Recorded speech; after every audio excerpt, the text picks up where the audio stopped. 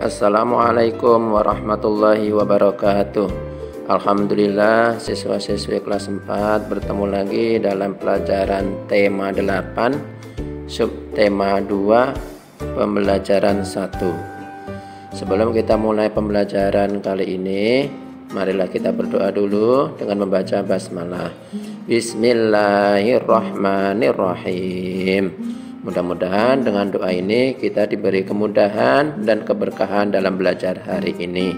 Amin ya robbal alamin.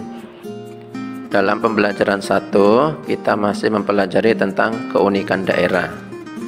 Keunikan daerah adalah kekayaan yang dianugerahkan oleh Allah kepada kita. Keunikan tersebut sudah sepantasnya kita syukuri sebagai keragaman di Indonesia. Silakan teman-teman buka halaman 57 sampai 58 ya.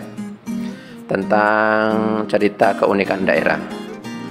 Asti, Amir, Marta dan Nyoman bermain bersama.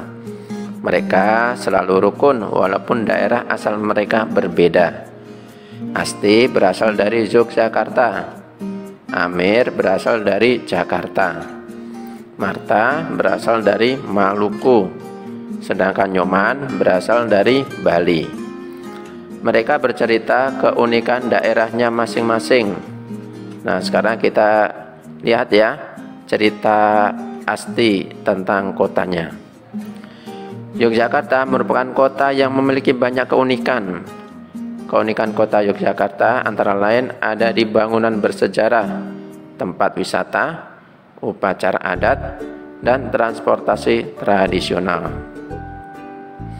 Bangunan bersejarahnya antara lain Keraton Yogyakarta, Tugu Yogyakarta, dan Benteng Frederberg. Keraton Yogyakarta didirikan oleh Sri Sultan Hamengkubuwono I, adik Susuhunan Pakubuwono II.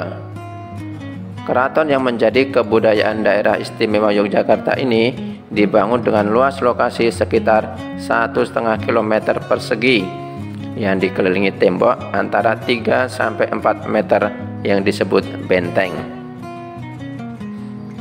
Tugu Jogja merupakan salah satu bangunan bersejarah yang dibangun setahun setelah Perjanjian Giyanti. Ketinggian Tugu saat pertama kali dibangun adalah 25 meter. Bangunan ini merupakan bentuk apresiasi Sinuwun Sri Sultan Hamengkubuwono I kepada rakyatnya yang telah menyatukan dan membulatkan tekad kebersamaan dalam perjuangan mengalahkan Belanda. Ada upacara adat yang menarik di Yogyakarta, yaitu upacara adat Grebeg Maulud. Grebeg Maulud diadakan untuk merayakan dan memperingati hari kelahiran Nabi Muhammad SAW. Upacara grebeg diawali dengan parade prajurit keraton yang keluar lengkap dengan senjata khusus, panji, serta alat musik. Pada akhir parade, gunungan yang merupakan tumpukan makanan yang menyerupai gunung yang selalu menjadi ciri khas dalam upacara grebeg dibawa keluar.